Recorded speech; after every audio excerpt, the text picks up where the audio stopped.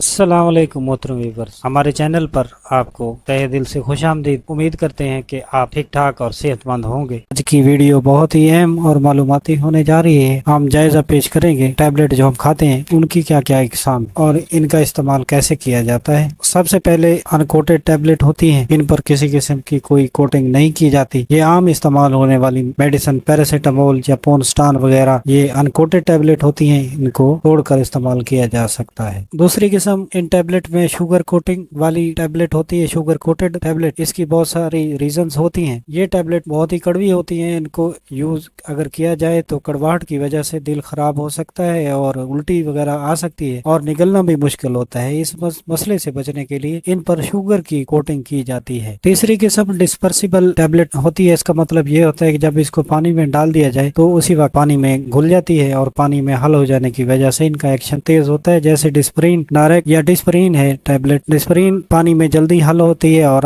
Action के लिए तैयार जल्दी हो जाती है। इसी वजह से इसको डिस्परलेट या डिस्पर्सिबल टैबलेट कहा जाता है। चौथी किस्म इसमें फिल्म कोटेड टैबलेट की आती है। कुछ गोलियां इस तरह की होती हैं कि वो दिखने में इतनी खूबसूरत नहीं लगती। उनकी लुक को अच्छा बनाने के लिए इन पर फिल्म कोटेड पॉलीमर की फिल्म कोटेड की जाती है, जिससे ये खूबसूरत नजर आती है और निगलने में भी आसानी होती है। पांचवी किस्म टैबलेट की सबलिंगुअल टैबलेट होती है। ये टैबलेट जुबान के नीचे रखी जाती है। इसकी मशहूर मिसाल कैपोटीन और इंजीसेड वगैरह हैं। ये इमरजेंसी मेडिसिन तकरीबन जो होती हैं उनमें वो जुबान के नीचे रखी जाती हैं और इनका एक्शन फास्ट होता है। छठा नंबर इंटेरिक कोटिंग का आता है। ये हमें कुछ इस तरह की टैबलेट भी चाहिए होती हैं जो जल्दी मैदे में हल ना हो और मैदे से गुजर कर छोटी आंत में जो अल्कलाइन मीडियम पाया जाता है उसके साथ केमिकल एक्शन करके हल हो। तो इस किस्म की टैबलेट पर इंटेरिक कोटिंग की जाती है और वो छोटी आंत में जाकर डिजॉल्व होती हैं और